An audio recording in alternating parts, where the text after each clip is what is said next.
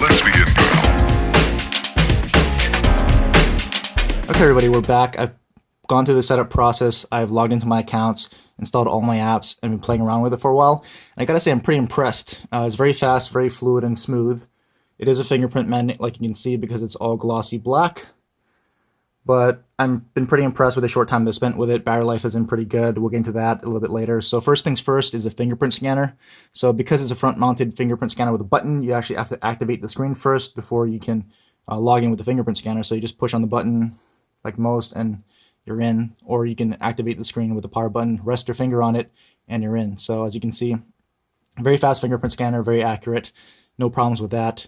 The other thing you'll notice now is on the home screen. So this is a stock launcher. It came in pre-installed with this dark theme, and because it's an AMOLED display, it's a 1080p AMOLED display. You can see that it's this black wallpaper is very black, very dark, very inky, and very rich. So, and it'll conserve on some battery life because you're not activating those pixels on the display. So that's probably why they went with the black theme on this device pre-installed. And then you'll notice the look and feel is very iOS-like, very Apple-like. So that's probably what works for their market over there. But that's the stock theme and launcher that you're going to have on this particular device. You'll notice the grid of icons. You can move them around. So if I want to press and hold and move it, I can at least move it around. And you'll notice the folders act very much iOS-like, but very fast, very smooth, and very fluid.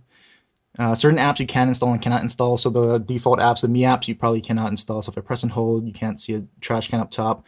But the ones like this, you'll see that if I press and hold, you'll see that trash can up there.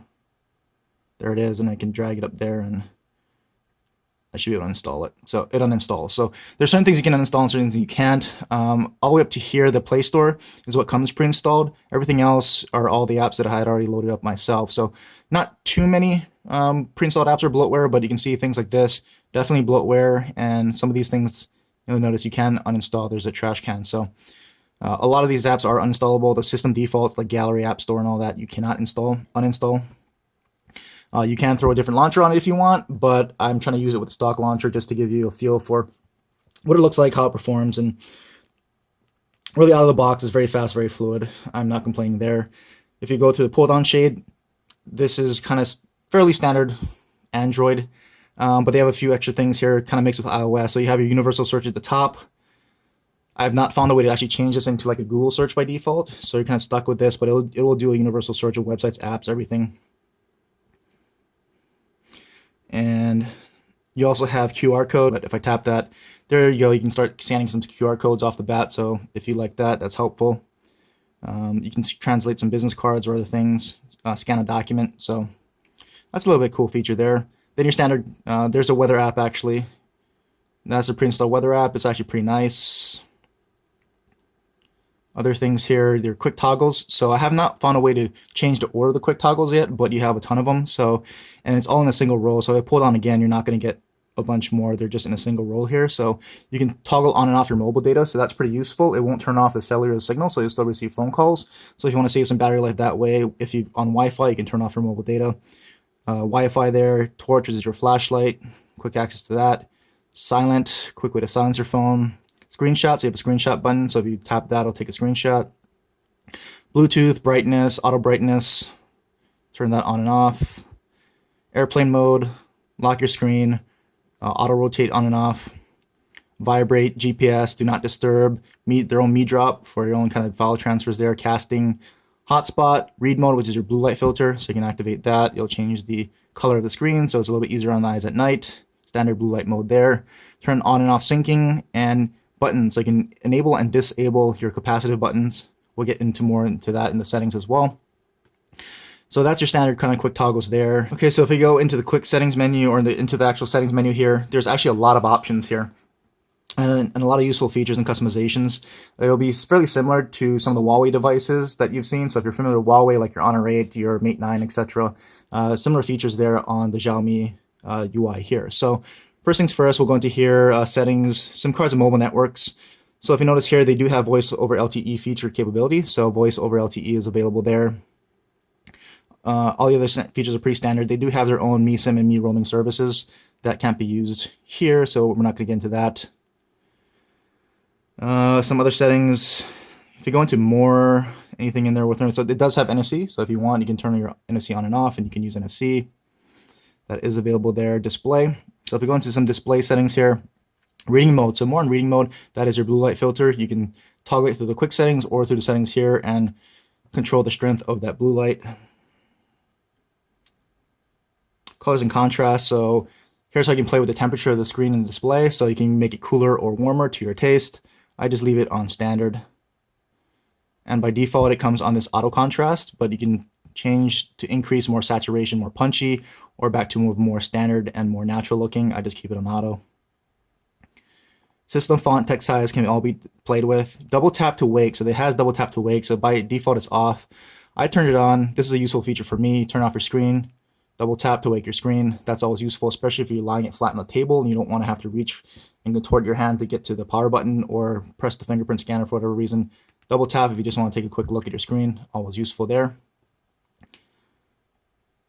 Other features. So if we go into wallpaper, that's pretty standard. They do have the wallpaper carousel. So if you want to turn that on, you can do that, and it'll basically flip through the wallpapers on your lock screen. Not like the Huawei devices where it's every time you power on the screen it changes. It's at a certain interval. So how you can control that interval if you want to. But they have a select stock defaults that are pretty nice. So this is a pretty nice wallpaper there. You can have that rotating carousel feature as well. It has themes, so by default it is on this black theme, and even though it does say default theme there, it does have its black theme. If you hit default and hit apply, it'll quickly apply that theme. And this is a stock Xiaomi MiUI 8 theme. So if you have other MiUI 8 phones, this should look very familiar to you. If you pull it on here, it's a much lighter white themed background there. If I press that, your settings are now white. So high life, if I hit that and apply it. So it applies these themes really quickly, which is pretty awesome. And there's that theme there, just a different coloring, still white background. So we'll go back into themes, if I can actually hit the right thing. And we'll put it back to the dark theme. Save some power, show off that AMOLED display a little bit more. So we'll go back into settings here. Other things we can control, so sound and vibration. So if we go into the sound settings, it's pretty standard sound settings that you'll see in most Android devices, but it also has additional audio settings here. So if I actually get a pair of headphones and plug it in, headphone jack's on the top, I prefer on the bottom, but it is what it is.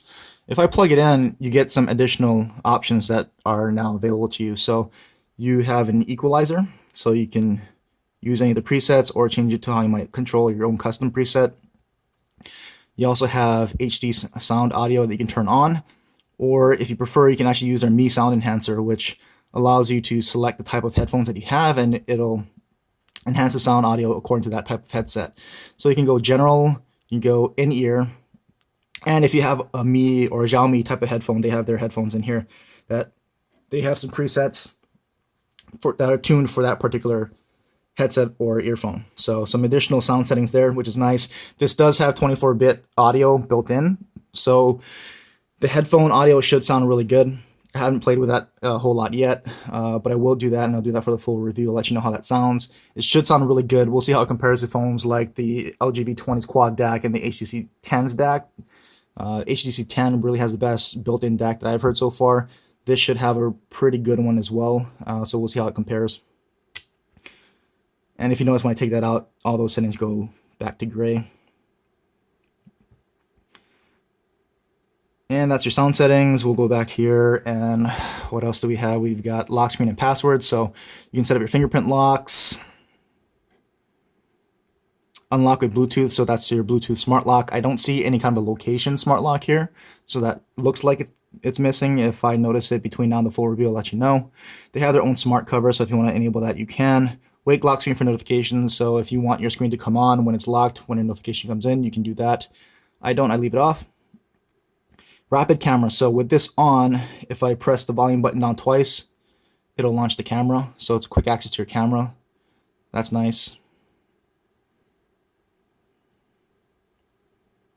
And prevent pocket dials, so you can turn that feature on, why not? Other things that we can do here, notifications and status bar. So this has granular control over notifications, much like some other devices. So if we go into First things first, actually, notifications, toggles, and layout. Like we said at the beginning, you can actually change this pull down. So right now it's combined. So when I pull down the notification shade, we'll have our quick settings and all our notifications in one drop down here. I can change that to be separate. So if you prefer that on some other devices, you want the quick toggles and notifications separate, you can do that. So if I pull down here, you can see it'll be notifications, and if I swipe to the right, it's my quick toggles. So you can keep them separate if you want. By default, it's combined. I prefer it combined, so we'll keep it there. App notifications, so each individual app notification. So each app you can control its notifications. So if you want notifications or not for each app, if you want them, are they a priority notification? Do you want to see them on your lock screen? Do you want to see it as a floating notification? So when a notification comes in, you'll see a quick notification up here when the screen is on. So you have a fairly granular control over your notifications for each individual app. If you want to play a sound, vibrate, or even pulse a notification light. So very granular controls over notifications, which is good and bad because some people like that full control, but because you have that full control, once you install all your apps, you have to go in here and make sure you configure all the apps that you want to be getting notifications for are configured to show notifications. So that can be a little bit of a pain, but it's a one-time setup. It can be beneficial to at least control some of the noise. So you have the option of that. Toggle positions. So, oh, here we go. This is how you actually toggle the we found them together. So if we want to actually control these quick settings here and move them around, that's what this is, toggle. So if I wanted, instead of mobile data first, I wanted something like silent first, I can move that up. And now if I pull this down, silence first. So that's how you can arrange your quick toggles. Yay, we found it. Show notification icon, so you can do that. So if you don't want to see notifications in the status bar, you can turn that off. You can show your carrier name. So if I turn that on, you'll see I'm on T-Mobile. And since this is the global variant, it has all the US GSM LTE bands, like we said earlier. Sprint, Verizon users, sorry. But if you're on AT&T, T-Mobile, and any of the MVNOs that use their networks, this should work. T-Mobile's working, 4G. I turn that off because I don't need to eat up my status bar there. You can actually, if you enable this and you want to put something else up there, edit carrier name is here. So if and also, you know, it's a dual SIM. So this is a dual SIM device. You can have two SIMs in it at once. But here, right now, it's by default saying T-Mobile 4G. I can go in here and say whatever I want. I can put my name up there if I want, and it'll show. So disable that. That's just a little bit of a way to customize what you see up there. We'll turn that off again. Battery indicator, do you want to see it as a percentage graphical or just a bar? I like to see the actual physical percentage, but you can change that if you want. We'll put it back to percentage. We'll show you what the bar looks like real quick. So it'll show you the bar here. So all the way to the right, it's going to be full, and it'll show you as it depletes. That's actually kind of cool. But I like to see the actual number, so we'll put it back to percentage. Notification shade collapse after touch. So after you touch it, it'll automatically collapse itself. Show on lock screen if you want to pull down your notification shade on the lock screen or not. So from here on the lock screen, I can pull it down. If you don't want to enable that and you want it more secure, you can disable that.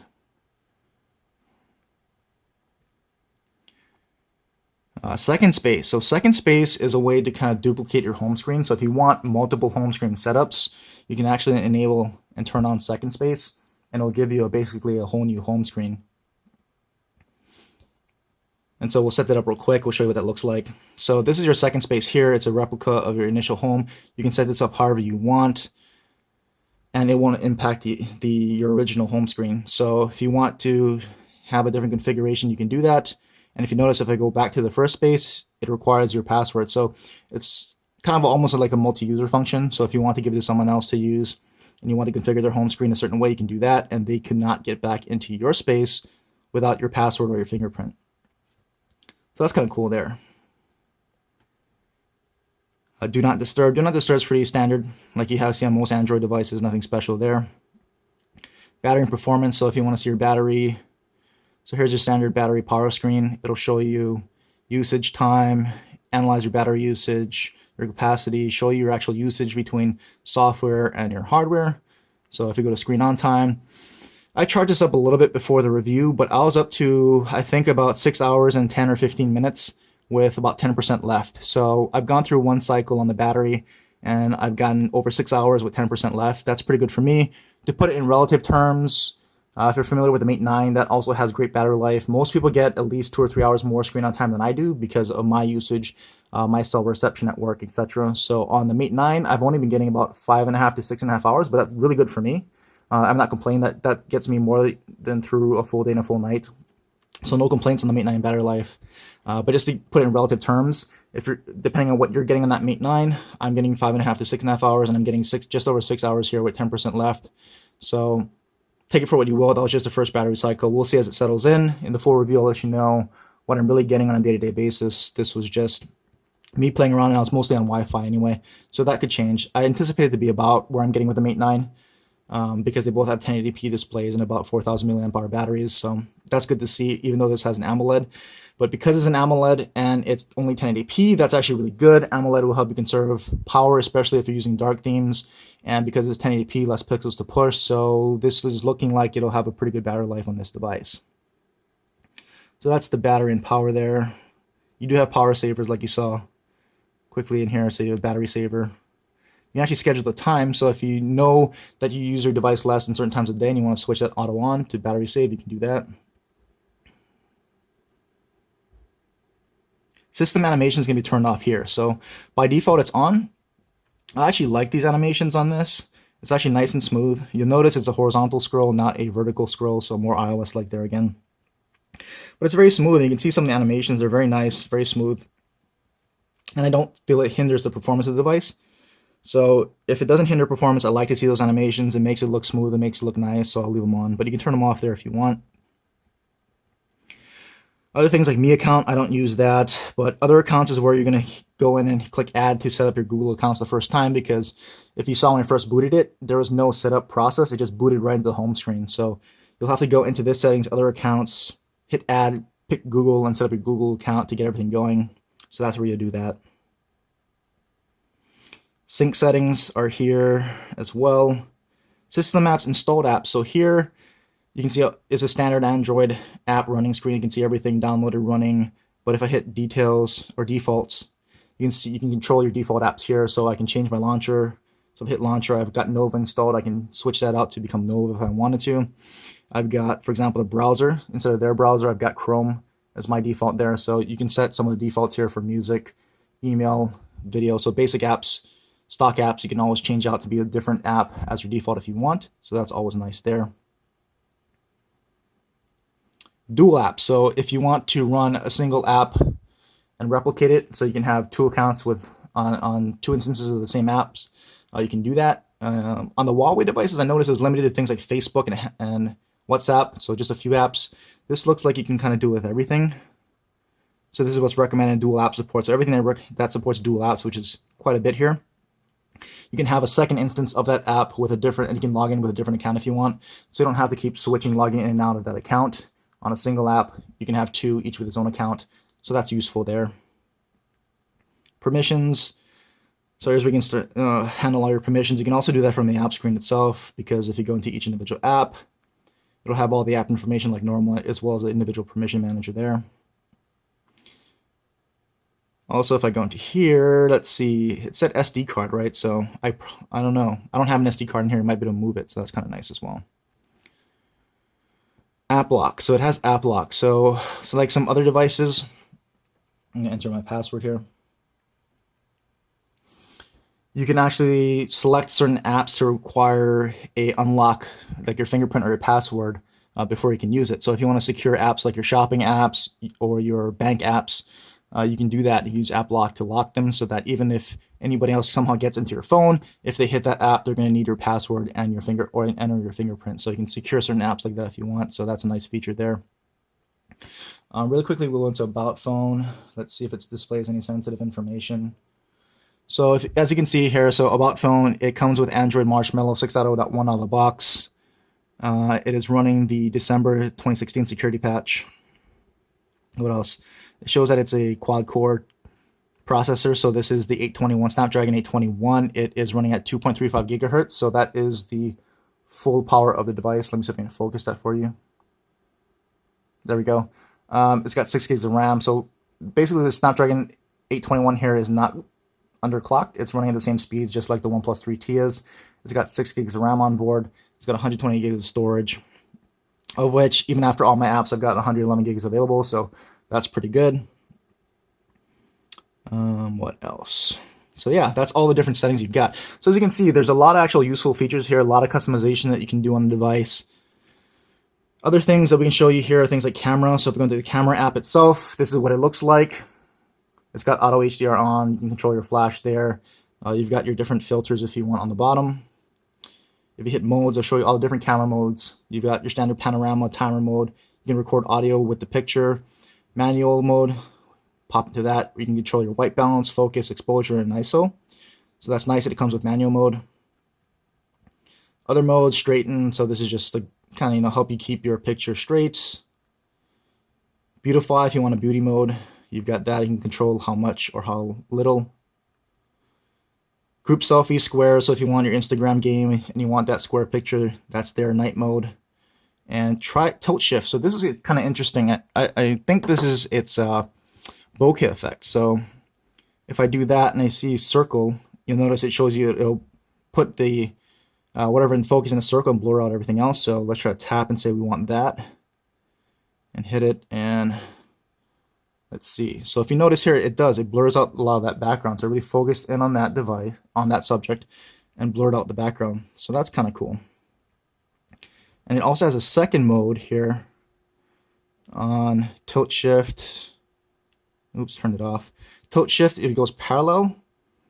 If you notice, it focuses parallelly instead of it in a circle in the subject. So if I hit the subject there, it'll focus that way in a parallel line. So if I look at that photo, you can see everything in this box here, and everything else up and down is blurred out. So you've got a couple different options of how you want to control that bokeh effect, but it is that tilt shift mode. I don't know why it's called tilt shift, but if you want bokeh, that's how you can do it. If we flip the camera around, we can see some of the additional modes there. You've got group selfie. I don't know what group selfie is supposed to do. I thought it was going to give you a wider mode, but if we look here, this is kind of what you can see here. We'll take that photo, and that's how much you can see. But if I go into mode here and I hit group selfie, I don't know what this does. We'll take another picture.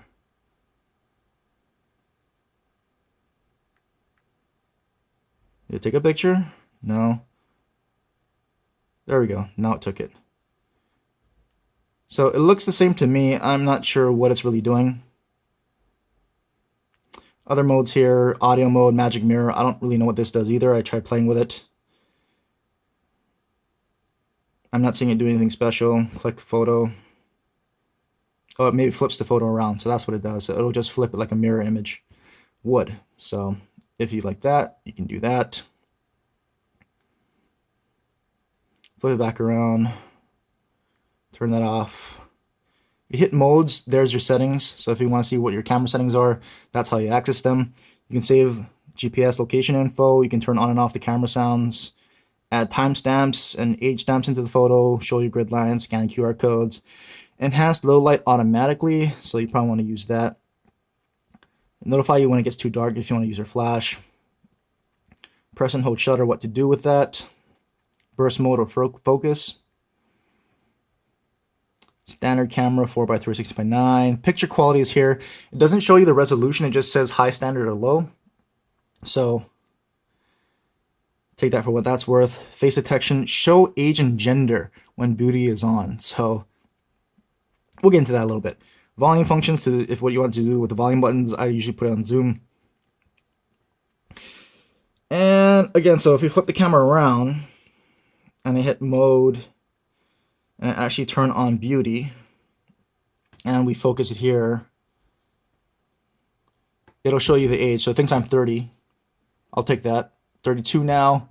So as I move it around, it thinks I'm older or younger. So now I look 40 apparently.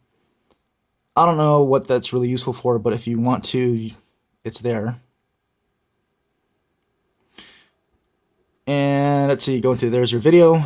Same kind of deal there. Here's your video modes. You got time lapse or slow motion. That's about it. And that's again how you get into your settings. So if you want to take a look at some sample photos, we've got that. So those are the ones we just took. That's the one with the bokeh effect there. banding as well as circle. That bokeh effect actually looks pretty good. We'll test it out some more. Here's some low light shots that I did. It's hard to see here on camera probably.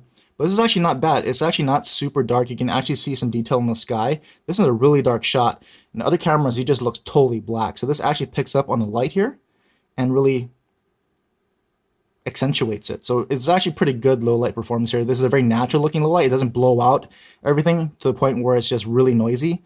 It actually just highlights and picks up the right lights where the lights are, and it highlights those. So it's actually pretty good. And same thing here on this one. So it picks up where the light is without blowing out things like the sky and everything. And this is pretty much a natural looking picture. This is about how dark it really was. Same here. Those are some videos. So here's a selfie camera performance. Selfie camera does not look to be very good, the front-facing camera at all. So this is when it was pretty dark, but still, phones like the Mate 9 performed a lot better in its condition. Here it is against a bright background. It does not pick up the subject very well there. That's only because the oncoming car with headlights was coming, so it got the shadowing right at least there.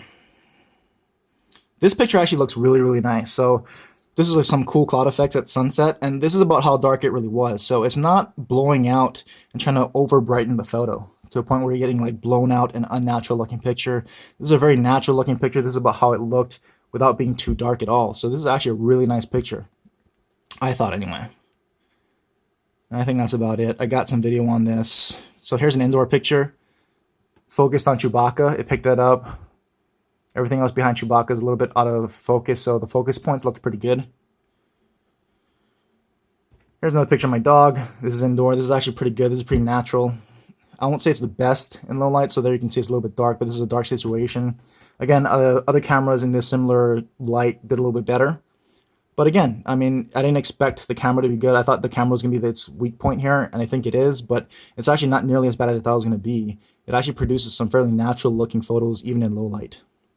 But we'll do some more testing with it like I usually do. We'll do a camera review on it with some camera samples so you can see. But initial impressions, rear cameras seems to be pretty good. Nice natural photos even in low light. Picks up the right amount of light. Selfie camera does not look good at all. So that's just some initial impressions based on some quick usage there. So I think that's pretty much it. We've gone through the stock launcher, what that looks like. Performance has been really good. If I run through some things here, you can see it's very fast and very smooth. I can open up some things. Let's try to open up. Here's Telegram. If I go back into something like YouTube, you can see the performance there, nice and snappy. If I exit out, go back between apps, I can do that. Because we do not have Nougat, we don't have multitasking, so that's too bad. I'm not really sure if Nougat's going to be distributed to this device, so that's something to keep in mind. It could be stuck on 6.0.1 for a bit. So if you want some of those Nougat features, I'm not really sure when it's supposed to be released. If you know, leave me a comment. But I didn't really look that up. But as you can see, performance is pretty good. As I move into some basic things, we'll open up Android Central. We can move through some other apps there. Play Store works. So Play Store came pre-installed for me. So that was nice. It may not always for you. So if you want to buy this device, look out for an importer who will actually pre-install the Play Store. A lot easier. But a lot of you out there are probably smarter than me. You can sideload it, all that stuff, no problem. But it can be painful. So for me, that was nice. But again, like you can see, everything's fast and fluid. We can even go into something like Twitter. Let's try to open up Twitter. Check out some scrolling there, because Twitter with all the media tends to kind of slow things down. So you can see that. Really smooth scrolling here. Really smooth. Other devices will hiccup as you slow it down, as it comes to a slowdown. That's not too bad. A little bit of jumpiness, but really good. Really good. Get back into a different app again. YouTube. YouTube's another one. Usually kind of slows down as it tries to load. But really good there. We've also got Google+. Google+ is another tough one, especially for load times and scrolling. So there you can see that. Scrolling here is very fast, very fast, very fluid. Let's try to open up Chrome. So if I go into Chrome, we can go and load up a site. There's GSM Arena. You can see it load pretty fast. And again, scrolling really nice, really smooth. right? Click on something. So very fast, very fluid performance here. No complaints. So there you go, performance, fast and fluid. Other things to prove out. So since I said this is the global variant and it does work on LTE in the US, I've got T-Mobile like you saw there. We can go here and we can kill the Wi-Fi. Mobile data still on. We'll go to speed test. I'll run a quick speed test here. So there you go. Let's see what server it picked. So it picked San Jose, pretty close to me. Actually, let's change it to something. Here, speed test server itself. And we'll hit begin test. So there it goes. There you go, 50 megs down, 50, 60, about 60 megs down. That's pretty good for where I'm at right now. That's really good. 64 megs down. So that's about what I get with other devices in the same location here. Should be about 10 up, close to 10 up, 8, 9, 10 up, something like that. Yeah, so there you go. About 60 down, 10 up. That's normal for this. Where I'm at is really good. Other areas, it'll vary across where I'm at in the Bay Area, but there you go. LTE speeds from this device on T-Mobile, so that definitely works. So there you go. Quick unboxing, a full run through all the settings. You got to see some performance. You got to see LTE working. A little bit going through the camera, initial impressions of the camera. So this will go through more of a review treatment here. I'll do a more dedicated camera video like I usually do. We'll try to come up with a full review after using this, probably for around a month or so. But if there's anything else you want to see between now and the full review, let me know. If you have any other questions, I'll try to answer them. Maybe I can do some additional videos if I possibly can. But again, if you have any other questions, comments, drop them in the comments, let me know. And as always, thanks for watching.